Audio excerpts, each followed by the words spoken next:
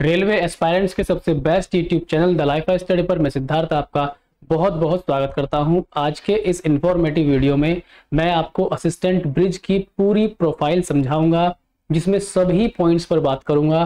कितना प्रमोशन होता है, कितनी सैलरी मिलती है, कितना स्टडी टाइम मिलता है, क्या वर्क रहने वाला है आपका, क्या मेडिकल स्टैंडर्ड होगा, ठीक है, हर चीज पर मैं चर्चा करूंगा। आप यहाँ पर देख सकते हैं, ये एक ब्रिज का ही आपको फोटो दिखाई दे रहा है मेरे पीछे। हालांकि बहुत सारे डायग्राम, बहुत सारे चित्रों के माध्यम से मैं हमेशा ही आपको समझाता हूं, आप देखते जाइए। एक एक छोटी से छोटी चीज पूरी एक्सप्लेन करने की कोशिश होगी। इन द एंड मैं आपको समझा ही दूंगा, पूरी कोशिश में करता हूं आपको समझाने की। कितना रिस्क रहेगा, पूरी प्रोफाइल के बारे में आज हम एक पीडीएफ के माध्यम से समझेंगे। तो आइए हम सीधे सीधे चलते हैं और बात करते हैं सभी पॉइंट्स पर। आपको पता है पोस्ट का नाम है असिस्टेंट ब्रिज। तो देखो, आप एक असिस्टेंट की तरह लगेंगे। जब आपको ये पोस्ट अलॉट हो जाएगी तो मुख्य कार्य में आपका रोल नहीं रहेगा। एज अ हेल्पर, एक सहायक के रूप में आपका काम रहने वाला है। तो ब्रिज का क्या संबंध है, क्या क्या काम है, वो सारी चीजें बताऊंगा। मेडिकल स्टैंडर्ड इसका आपका B1 होता है और डिपार्टमेंट इंजीनियरिंग डिपार्टमेंट होता है। जैसे आपका ट्रैकमैन इंजीनियरिंग डिपार्टमेंट में आता है, सेम वैसे ही असिस्टेंट ब्रिज इंजीनियरिंग डिपार्टमेंट में आता है। सैलरी पर बात करेंगे, रिस्क पर बात करेंगे। ड्रेस कोड, इसका ड्रेस कोड सेम वैसे ही जैसे कि पॉइंट्समैन का होता है। पॉइंट्समैन का ड्रेस कोड आपको मालूम ही होगा, मैंने पॉइंट्समैन की वीडियो में बताया हुआ है, ठीक है। प्रमोशन, कितने चांस है प्रमोशन के, duty hours, posting place, life style training होती है नहीं, वर्क प्रोफाइल, कैरियर ग्रोथ। तो यहाँ पर जो प्रमोशन है, इसका प्रमोशन के बता दूं आपको कि आप तो लगोगे असिस्टेंट ब्रिज के रूप में, फिर आप टेक्नीशियन 3rd बनोगे, यानी कि टेक्नीशियन 3 बनोगे, फिर आप टेक्नीशियन 2 बनोगे, फिर आप टेक्नीशियन 1 बनेंगे, उसके बाद जेई बनेंगे, और जेई से आप बनते हैं SSC senior section engineer. JE आप 2 तरह से बन सकते हैं, वो भी मैं आपको समझाऊंगा आगे चल करके। ड्यूटी आवर्स 8 घंटे होता है सामान्य रूप से, ठीक है। जो एक सामान्य टाइम है वो 8 घंटे का है, और नॉर्मली सभी स्टाफ का टाइम जो है नॉर्मली 8 घंटे ही है, ठीक है। लेकिन जो वर्क है, मुख्य वर्क आपका, वो डिपेंड करता है कि ब्रिज पर कैसी प्रॉब्लम आन पड़ी है, ठीक है। कभी कभी आपको 2 घंटे में शूट आउट हो जाएगी, कभी कभी 5 घंटे लग सकते हैं शूट आउट होने में, और कभी कभी 8 घंटे भी लग सकते हैं। कभी कभी हो सकता है 8 घंटे से ज्यादा भी लग जाए आपको, कि आपका काम कंप्लीट हो या ना हो। तो जरूरी नहीं है, लेकिन मिनिमम जो टाइम है या जो आपका एक फिक्स टाइम है वो 8 घंटे का है, ठीक है। तो ये आपको ध्यान रखना है। ड्यूटी आवर्स नॉर्मल 8 घंटे का है, 2, 3, 4 घंटे का भी काम हो आपका, तो बस आपको एक टारगेट बेस्ड है कि भाई ये काम आज है तो ये खत्म करना है, चाहे समय कितना भी लग जाए, ठीक है। तो 8 आवर्स आपका ड्यूटी हो गई है। प्रमोशन मैंने आपको बता दिया। पोस्टिंग प्लेस में क्या है, आपको कोई भी छोटे जगह आपकी पोस्टिंग नहीं होगी, बड़े सिटीज में, बड़े शहरों में, डिवीजन लेवल पर, ठीक है, डिवीजन लेवल पर आपकी पोस्टिंग होती है। तो आपका लाइफ स्टाइल भी थोड़ा सा अच्छा रहेगा। जितने आप हाई सिटी में रहेंगे उतना ही आपके साथ सुविधाएं, आपका रहने सहने का तरीका, आपको बच्चों की एजुकेशन, आपको मिलने वाली सारी सुविधाएं वो आपके साथ रहेंगी। तो लाइफ स्टाइल थोड़ा सा आपका हाई रहेगा दूसरी पोस्ट के मुकाबले, ठीक है। तो पोस्टिंग प्लेस डिवीजन लेवल पर होगा, और आपको सिटी, बड़े बड़े सिटीज में मौका मिलेगा रहने का। ड्रेस कोड हो गया, promotion, duty hours, posting place, risk, salary की सबसे लास्ट में हम बात करेंगे। तो लाइफ स्टाइल भी इसमें ठीक रहेगा, अच्छा लाइफ स्टाइल आपका रहेगा। ट्रेनिंग इसमें होगी नहीं, आपकी ट्रेनिंग नहीं होती। ट्रैकमैन में ट्रेनिंग होती है, गेटमैन में ट्रेनिंग होती है, ठीक है। तो इसमें ट्रेनिंग नहीं होगी। फिर क्या होगा, आपको डायरेक्ट मैदान में उतार दिया जाएगा। हाँ बिल्कुल, लेकिन क्या डायरेक्ट पहले दिन ही आपको काम दे दिया जाएगा? नहीं, आपको धीरे धीरे धीरे धीरे, महीना, 2 महीना, 3, 4, 5, 6 महीना, धीरे धीरे जैसे जैसे आपको काम का एक्सपीरियंस होता रहेगा, तो ही आपको उस हिसाब से काम मिलता रहेगा। कोई भी सीनियर व्यक्ति आपको एकदम से काम दे ही नहीं सकता, क्योंकि अगर गलती आपसे हो गई तो सीनियर को सवाल पूछे जाएंगे, ठीक है। और आपसे भी सवाल पूछा जाएगा कि आपको कितना दिन हुआ ज्वाइनिंग को, आप कहेंगे जी 2 दिन हुआ है, तो फिर सीनियर सवाल पूछ जाएगा कि आपको ये काम इस व्यक्ति ने क्यों दे दिया जब आपको 2 दिन हुए हैं। तो आपको वर्क के हिसाब से एक्सपीरियंस होगा। धीरे धीरे धीरे धीरे 5-6 महीने, 7-8 महीने, साल भर, 2 साल बाद आपको उसी हिसाब से काम मिलने लगेगा, ठीक है, क्योंकि आप असिस्टेंट के रूप में लगेंगे। वर्क प्रोफाइल पे आगे पूरा चर्चा करूंगा। करियर ग्रोथ भी इसमें अच्छी है, ठीक है, अच्छी करियर ग्रोथ है, तो इसका भी कोई इश्यू नहीं है। यहाँ पे आगे मैं बात करता हूँ। यहाँ पर देखिए, हम लोग बात करते हैं ड्रेस कोड सेम पॉइंट्समैन वाला है, ट्रेनिंग नहीं होगी, ड्यूटी आवर्स 8 घंटे। अब देखो जैसे यहाँ पर प्रमोशन की बात करें, assistant bridge, technician 3, technician 2, technician 1। JE जो है, जेई आप दो तरीके से बनते हैं, एक तो एलडीसी एग्जाम दे करके, ठीक है, एक आप लिमिटेड डिपार्टमेंटल कॉम्पिटिटिव एग्जाम दे करके आप बनते हैं एलडीसीई। एलडीसीई में केवल और केवल इस ही डिपार्टमेंट के लोग एग्जाम दे सकते हैं, ब्रिज डिपार्टमेंट के, जिनको ब्रिज डिपार्टमेंट वाली पोस्ट या इंजीनियरिंग विभाग है वही केवल इसको दे सकता है। लेकिन जीडीसीई में कोई सा भी विभाग वाला, यानी कि ग्रुप डी का कोई सा भी पोस्ट वाला व्यक्ति जीडीसीई एग्जाम दे सकता है। ये जनरल डिपार्टमेंटल कॉम्पिटिटिव एग्जाम होता है।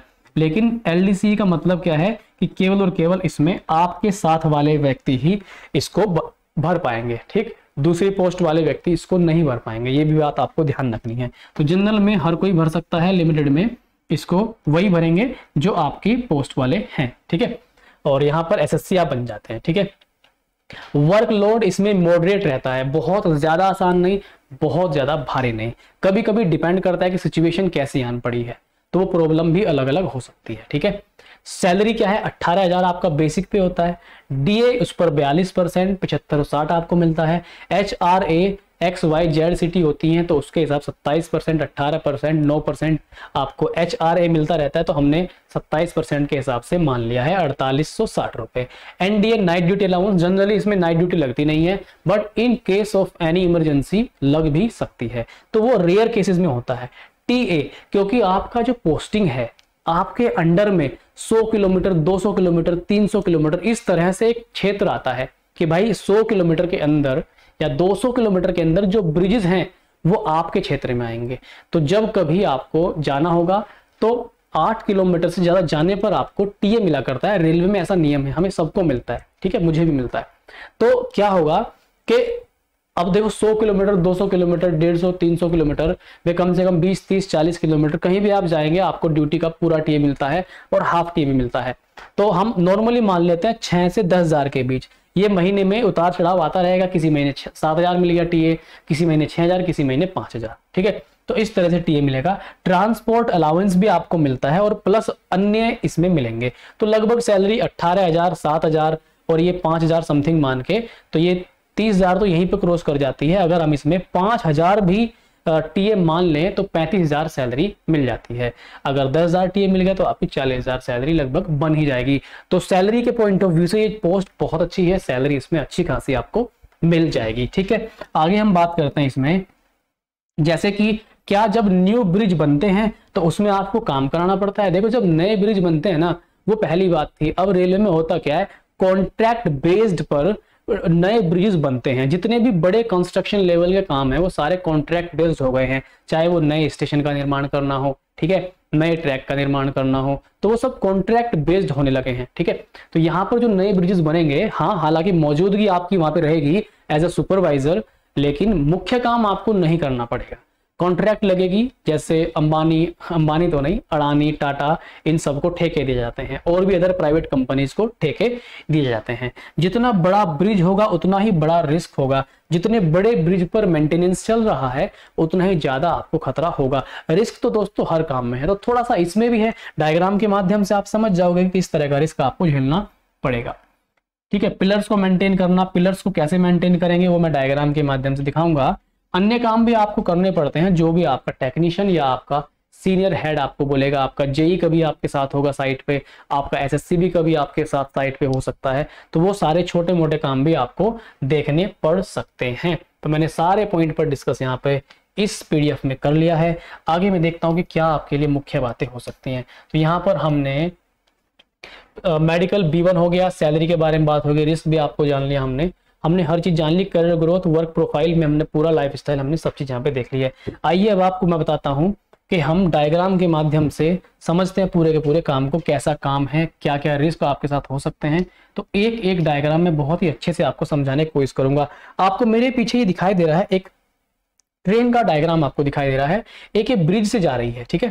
देखो ये ब्रिज से जा रही है, तो आपको मैं पिलर की बात बता रहा था। आप यहाँ पे पिलर्स देखिए, ये पिलर्स आपको दिखाई दे रहे हैं, ठीक है, ये पिलर्स आपको दिखाई दे रहे हैं। तो ये जो पिलर्स हैं, और नीचे देखो दोस्तों पानी है, और कहीं कहीं पे सूखा हुआ भी होता है, लेकिन कहीं कहीं पे ज्यादातर तो पानी होता ही है। तो ये जो पूरा का पूरा ब्रिज है, ये पूरा का पूरा जो आपको ब्रिज दिखाई दे रहा है, इस पूरे ब्रिज से, इस पूरे पिलर से कोई भी संबंधित समस्या हो, सब कुछ आपके अंडर में ही रहती है। मान लीजिए कि पूरा ब्रिज में कहीं कोई नट बोल्ट ढीला हो गया, कहीं कोई नट बोल्ट खो गया है, या सड़क पे नीचे गिर गया, या ब्रिज पे अंदर पानी में गिर गया है, या यहाँ पर ये जो पिलर्स हैं ये कमजोर होते जा रहे हैं धीरे धीरे, इनकी शक्ति, इनकी ताकत कम होती जा रही है, तो ये भी तो ब्रिज के अंडर वाला ही काम है, तो ये भी आपको देखना पड़ेगा। ठीक है, ऐसा काम है कि जिसको आप मैन्युअली कर सकते हैं तो वो आपको द्वारा किया जाएगा, लेकिन बड़े लेवल पर कुछ डैमेज हो गया है पिलर में, तो आप अपने अपर हेड, सीनियर बॉडी को इन्फॉर्म करेंगे और वो आपके साथ हेल्पर भेजेंगे, टीम भेजेंगे, या और भी अन्य जो आपके ट्रैकमैन वाले हो सकते हैं उन्हें भेजेंगे। तो अकेले पे नहीं होगा बड़ा काम, नॉर्मल छोटा मोटा काम है जो मैनुअली ऑपरेट हो सकता है, मैनुअली हो सकता है, वही आपसे कराया जाएगा। आप यहाँ पे एक डायग्राम देख सकते हैं। ठीक है, ये भी आप एक डायग्राम देखिए, ब्रिज आपको दिखाई दे रहा है, ऊपर से ट्रेन पास हो रही है, तो यहाँ पर आप देख सकते हैं ब्रिज का हिस्सा, देखो ये निचला पार्ट, ये नीचे वाला पार्ट ब्रिज का, ठीक है, ये नीचे वाला पार्ट है ब्रिज का, और ऊपर वाला भी पूरा ब्रिज का पार्ट है। कोई भी यहाँ पे इसमें किसी प्रकार की कोई समस्या आती है तो वो जिम्मेदारी दोस्त आपकी होगी। आपको सुपरवाइजर का काम भी करना पड़ेगा, लगातार निरीक्षण करते रहना पड़ेगा, समय समय पर ब्रिजेस की चेकिंग भी आपको करते रहनी पड़ेगी। ठीक है, पिलर्स वगैरह आपने देखे हैं अच्छे से। आइए मैं आपको थोड़ा सा आगे की बात बताता हूँ। ये देखिए आपको कुछ अधिकारी यहाँ पे दिखाई दे रहे हैं। रेलवे में अक्सर होता क्या है, कोई भी रेलवे का डिपार्टमेंट हो, चाहे वो टीटीटीसी हो, ठीक है, क्लर्क का हो, ठीक है, जेई एसएससी, तो लगातार इंस्पेक्शन आता रहता है। तो यहाँ पर आप देखिए कोट पैंट पहने हुए व्यक्ति हैं और यहाँ पर इंस्पेक्शन कर रहे हैं। ठीक, ये देखिए यहाँ पर आपके साथ आरपीएफ भी खड़े हुए हैं, बड़े अधिकारी लोग खड़े हुए हैं। ये देखिए आप ये ब्रिज के एक साइड जाके देख रहे हैं। ठीक है, ब्रिज के एक साइड यहाँ पे क्यों जाके देख रहे हैं, देखो यहाँ पे आपको जंगल दिखाई दे रहा होगा, पेड़ पौधे खड़े हुए आपको दिखाई दे रहे होंगे। होता क्या है, ब्रिजेस के साइड में पेड़ पौधे बड़े बड़े हो जाते हैं, अब वो पेड़ पौधे काटने भी पड़ते हैं।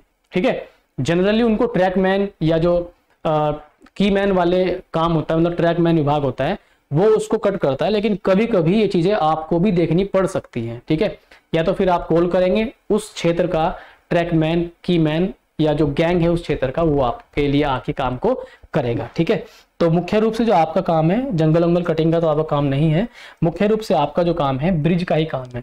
ठीक, इंस्पेक्शन के टाइम पे तो आपको बहुत ध्यान से रहना पड़ता है। ठीक है, आगे मैं आपको बताता हूँ। ये देखिए यहाँ पर ये कंस्ट्रक्शन का काम बोल सकते हैं या मेंटेनेंस का काम बोल सकते हैं, जो कि मशीनों के थ्रू, या आप देख रहे हैं यहाँ पर क्रेन लगे हुए हैं बड़े बड़े, इनके थ्रू हो रहा है। ठीक, तो जो ब्रिजेस के काम है वो दोस्तों आपको देखने पड़ेंगे। कंस्ट्रक्शन का कोई काम चल रहा है तब भी आपको वहां मौजूद रहना पड़ेगा। आपका जेई, आपका एसएससी, आपका टेक्नीशियन, आप भी मौजूद वहां पर रहेंगे, सुपरवाइजर की तरह काम करेंगे। जो भी आप कंस्ट्रक्शन दी जाएंगे सारे काम आपको वहां पर देखने पड़ेंगे।